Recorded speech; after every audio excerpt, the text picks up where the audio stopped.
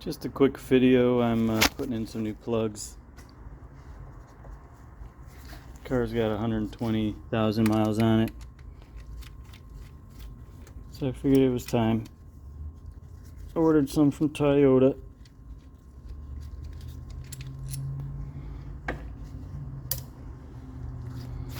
Can probably flip this over.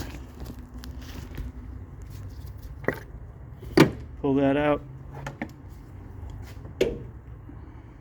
Plug socket on the ratchet. Break them free. Spin it out.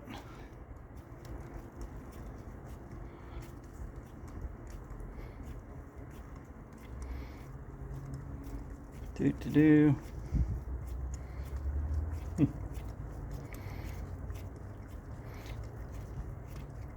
Let's twist again like we did last summer. Plug comes out.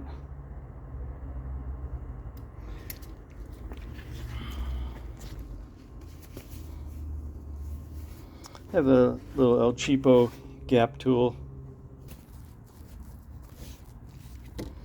You can see it's just checking the gap. It should be around 0.044. These are pretty worn down. See if we can get a read on that. It's close. And we got our Toyotas. Pull off that sleeve, of course. Hope my magnet's strong enough to pick that up. Hey! Can we get it?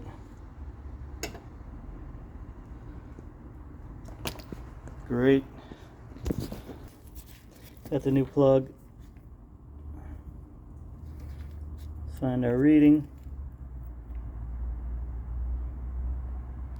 Thereabouts. Pretty close. For government work, that works.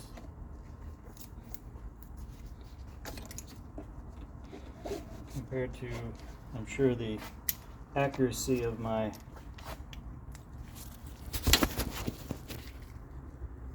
gap tool. I think that's probably going to be about best I can get. Straight out of the box, they should be pretty close, but it's always good to just see if it's in the ballpark, you know what I mean?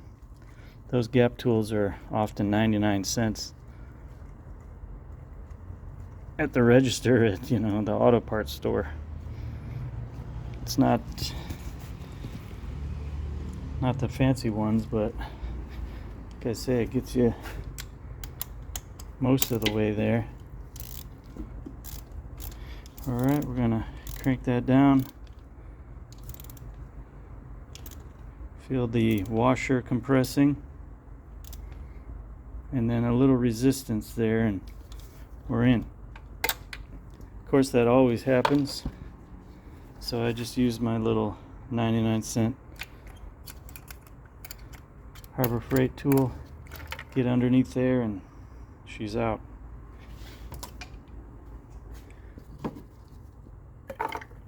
Pop that bad boy in. Click. You don't need to know that those tabs are broken on all of those. You don't need to know that.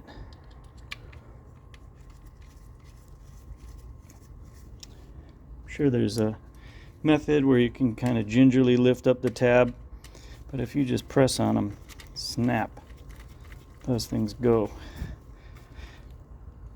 And people do fasten them down with some zip tie or something, but these things have been going for 20,000-30,000 miles as is.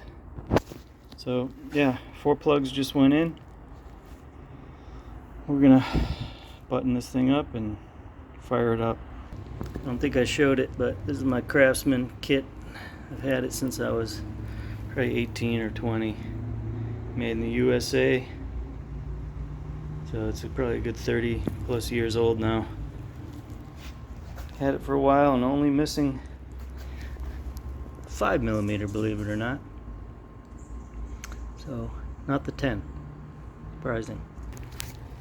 and just put the beauty cover on, 10 millimeters. Decided to use, for whatever reason, my little 1/4 inch Capri with my gear wrench, mid lengths,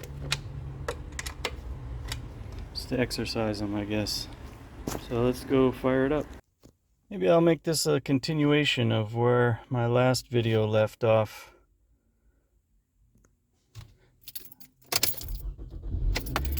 I finished installation of my new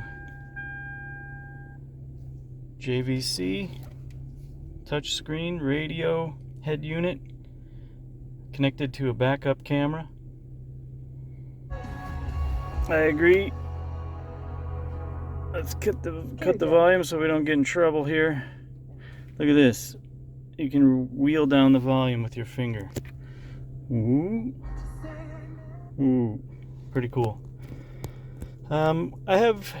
Everything seems to be working except for the mirroring effect. I don't know if my brake emergency brake system set up right, because you're supposed to be able to mirror your screen and watch YouTube videos or something, and I'll have to go through my manual on that and see if I can figure it out.